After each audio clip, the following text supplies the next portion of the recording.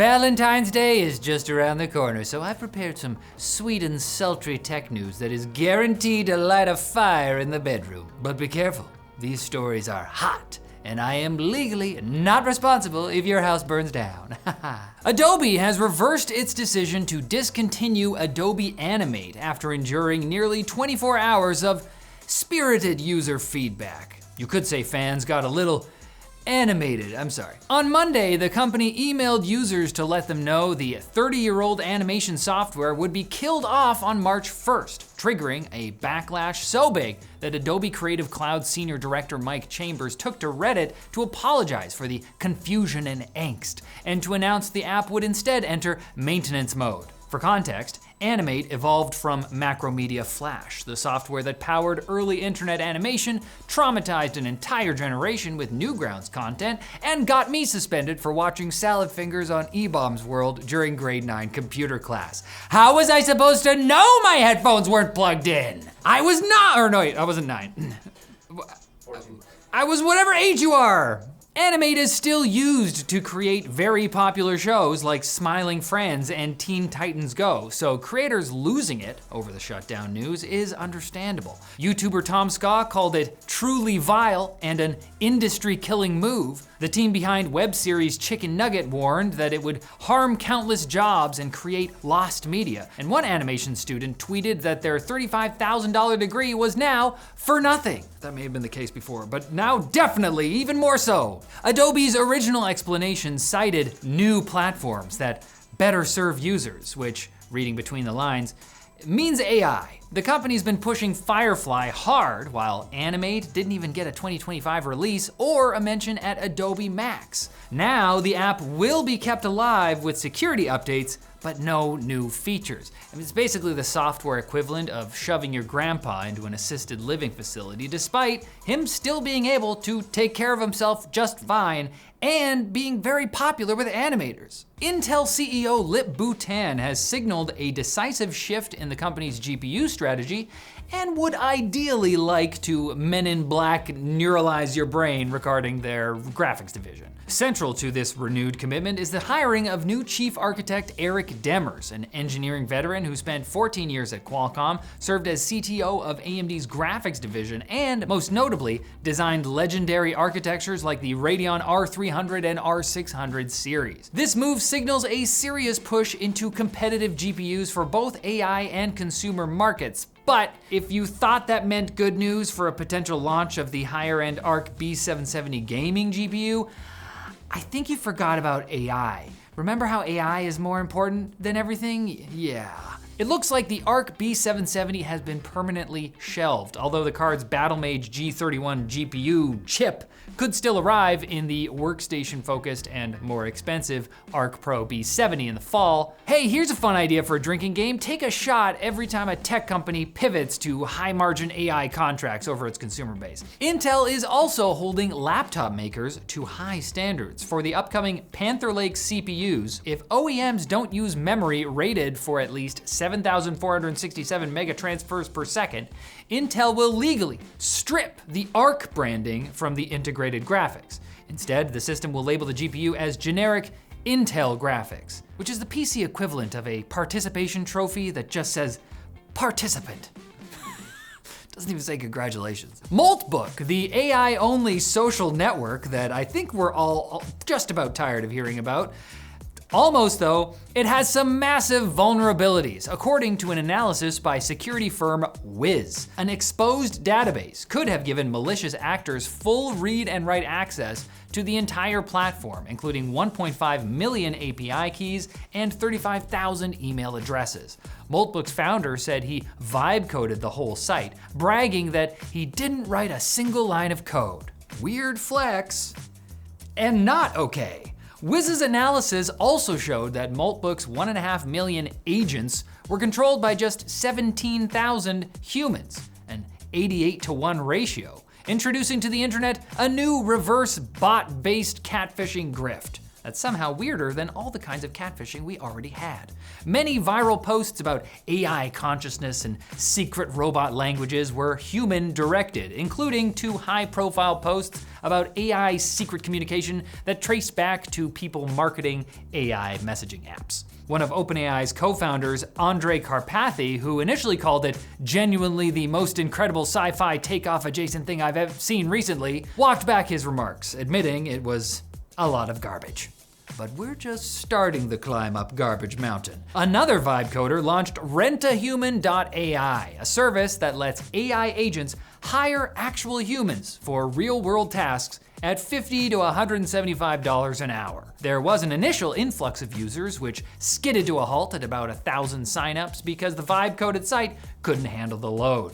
This didn't deter the ingenuity of the new site's users, some of whom immediately launched a fake crypto coin claiming to be tied to the project, and others who instructed their AI agents to hire a human to hold a sign reading, "An AI paid me to hold this sign." And humanity's intrepid pursuit of progress marches ever onward towards our sponsor. The Copilot Note Pro, an AI-powered note taker built for professionals who spend their days in meetings and need a reliable physical recording device. Now, I grew up watching Terminator movies and living in fear of our eventual AI overlords, but this little thing offers unlimited speech-to-text transcription and AI-generated summaries designed to make advanced AI tools accessible while reducing the time spent on administrative work. The Copilot Note Pro might be the piece of AI tech that stops me from being your anti-clanker bigoted grandpa in the 2050s. You won't have to say, he's just from another time, because I already fell in love with an AI-powered note taker all the way back in 2026. The device features a premium, ultra-thin aluminum design, just 3 millimeters thick, with 1-button recording, a multi-microphone array, and intelligent noise reduction for clear audio in any environment. Copilot supports transcription in 113 languages, delivers AI-generated meeting highlights, and includes smart tools for client management, task assistance, and daily productivity, all with secure encrypted cloud storage. It's ideal for calls, interviews, lectures, and multi-person meetings, and with up to 45 hours of recording on a single charge, Copilot Note Pro is designed to capture every word wherever work happens. You know what? I think I fell in love with it because it takes note of what I say. And not enough people in my life do that. Supercharge your note-taking today and check out the Copilot Pro AI note taker using our link below. Aw, it's a Valentine's Day card from the Quick Bits.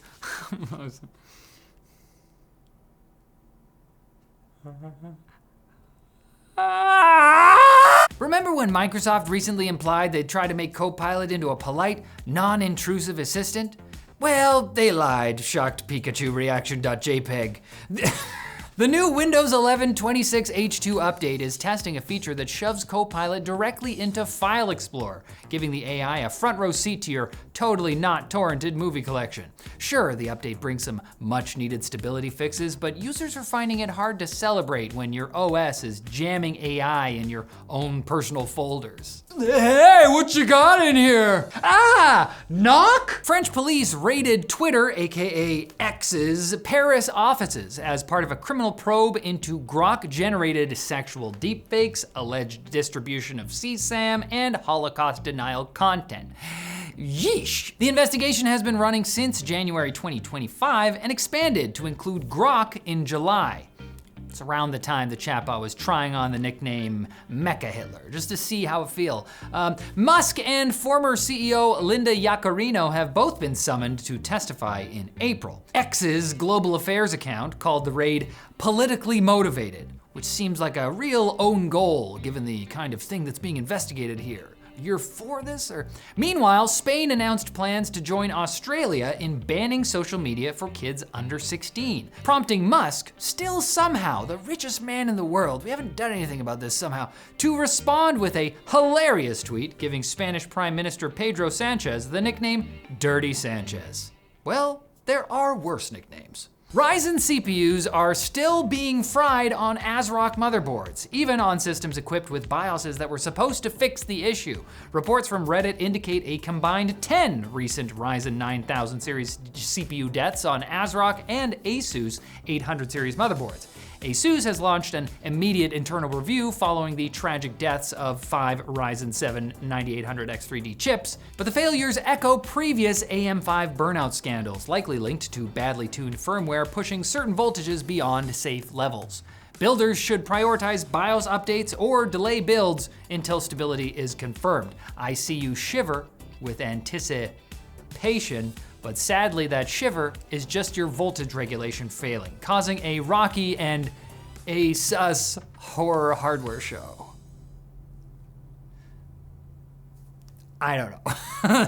AMD is finally listening to Intel? Huh? The upcoming Zen 6 architecture is ditching the ancient IDT framework for Intel's Flexible Return and Event Delivery, or FRED.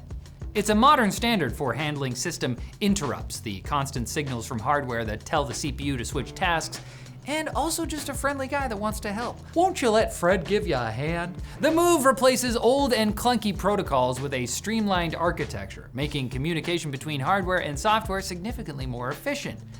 Even Linux creator and tech company disliker Linus Torvalds praised the standard, saying it deletes the legacy-induced crap holding x86 back, although he still found a way to sound cranky saying it. And GitHub has been flooded by vibe-coded slop submissions to open source projects and is now considering giving open source maintainers the option to disable pull requests entirely to stem the tide. Product manager Camila Moraes opened a community discussion calling it a critical issue. One maintainer described AI submissions as plausible nonsense he only caught after spending significant time reviewing them, and evidently, only 1 out of 10 AI-generated pull requests actually meet the standards required to submit code. But are the maintainers considering the value of the code's vibes? Like, some of that code could feel really cool. Oh man, it will feel even cooler though if you come back on Friday, if your house is still standing after all that hot tech news that is. And if you burn down your house, you cannot sue me. I warned you. Go back.